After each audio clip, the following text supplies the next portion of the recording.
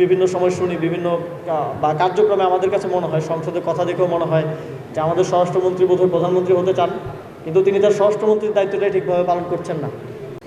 আমরা ইদানিং দেখছি যে সীমান্ত হত্যা, ধর্ষণ থেকে শুরু করে দেশের অভ্যন্তরীণ আইনশৃঙ্খলা পরিস্থিতির অবনতি ঘটছে। যদিও আমরা পূর্ববর্তী সরকারের সময় বারবার শুনেছি, এখন যিনি স্বরাষ্ট্রমন্ত্রী আছেন তিনিই বলতেন যে নির্বাচিত সরকার আসলে সব কিছুর সমাধান হয়ে যাবে।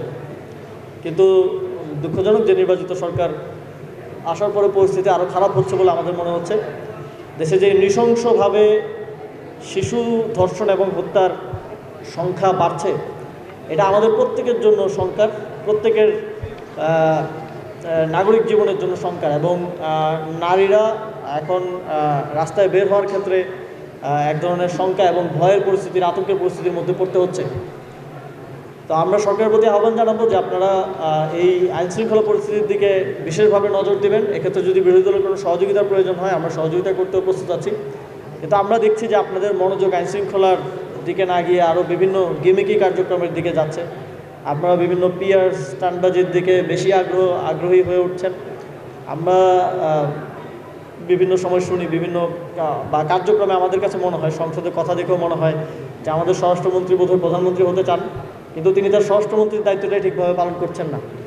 বিএনপি সরকার ক্ষমতায় এসে আমাদের জুলাই গণঅভ্যুত্থানের আকাঙ্ক্ষা, গণভোটের রায় থেকে শুরু করে সব কিছুকে এক ধরনের ধূলিসাৎ করে দিচ্ছে। ইভেন তারা তাদের 31 দফা, তারা তাদের ইশতেহার, সেটাও মানছে না।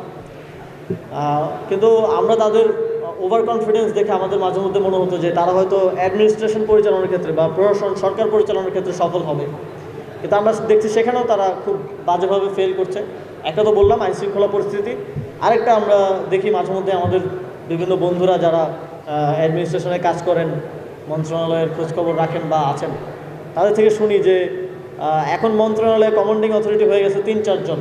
একজন হচ্ছে যে উপদেষ্টা দায়িত্বে আছেন তিনি, মন্ত্রী, প্রতিমন্ত্রী, আবার প্রধানমন্ত্রীর কোনো ব্যক্তিগত ব্যক্তিরাও আছেন যারা হয়তো পরিচালনা করেন। তো অ্যাডমিনিস্ট্রেশন এক কনফিউশনের মধ্যে থাকে যে কার কথা শুনবে, মন্ত্রীর কথা, প্রতিমন্ত্রীর কথা, উপদেষ্টার কথা, না প্রধানমন্ত্রীর লোকের কথা।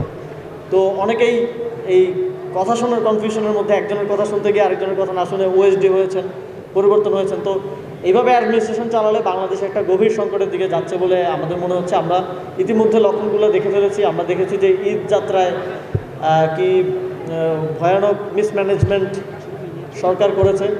আমরা দেখেছি যে এবার যে বৈশ্বিক সংকট, তেলের সংকট, সেটাকে ম্যানেজ করতে সরকার কীভাবে ব্যর্থ হয়েছে, এবং সামনের দিনেও এই সমস্যাগুলো, এই সংকটগুলো আমাদের সামনে আসতে থাকবে।